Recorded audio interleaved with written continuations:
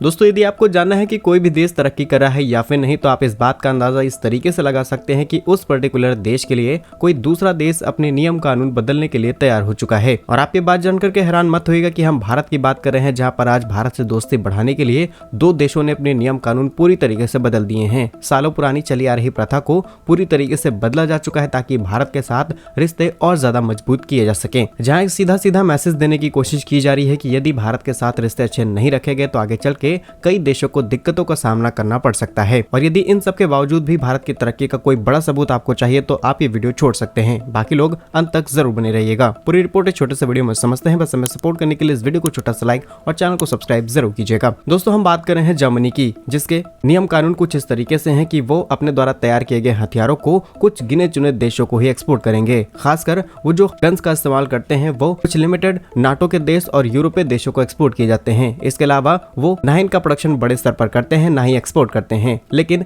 Asia में भारत वो पहला देश बन चुका है जहां पर जर्मनी अपने कई ऐसे ही हथियार सीधे सीधे एक्सपोर्ट करने जा रहा है। यदि आपको याद हो तो कुछ दिनों पहले ही खबर सामने निकल के आई थी, जर्मनी ने भारत को अगले 2-3 सालों तक टैंक इंजन देने से मना कर दिया है। लेकिन अचानक से जर्मनी ने अपने नियम ही बदल दिए हैं ताकि भारत के साथ रिश्ते मजबूत किए जा सके। जहां पर जर्मनी ने पूरे रास्ते खोल दिए हैं ताकि इंडिया की मिलिट्री और state police forces directly Germany से वेपन्स को परचेस कर सकें। खासकर एनएसजी यानी कि नेशनल सिक्योरिटी गार्ड्स, जहां पर अब MP5 सब मशीन्स गन डायरेक्टली जर्मनी से इंपोर्ट करा सकते हैं, जिसे जर्मनी की सबसे एडवांस कंपनी मैन्युफैक्चर करती है। अभी तक जर्मनी के नियम कानून में था कि वो सिर्फ नाटो के देशों को ही कुछ लिमिटेड हथियार एक्सपोर्ट करें, लेकिन अब इन नियमों को बदला जा चुका है। अगर हम बात करें MP5 की कुछ खासियत की, तो ये मॉडर्न जमाने के आधुनिक हथियार है जिसका रेट ऑफ फायर करीब 800 राउंड्स पर मिनट का है। मॉजल वेलोसिटी करीब 1312 फीट की है और इसकी इफेक्टिव रेंज करीब 665 फीट की है। और जर्मनी का सिर्फ ये एक फैसला नहीं है, बल्कि MP5 के सभी एडवांस मॉडल भारत को दिए जाएंगे। साथ ही साथ जर्मनी की तरफ से तैयार किए जा रहे जितने भी असॉल्ट राइफल्स हैं, पिस्तौल, मशीन गन्स हैं, इन सभी को भारत आसानी से खरीद सकता है और इनमें लगने वाले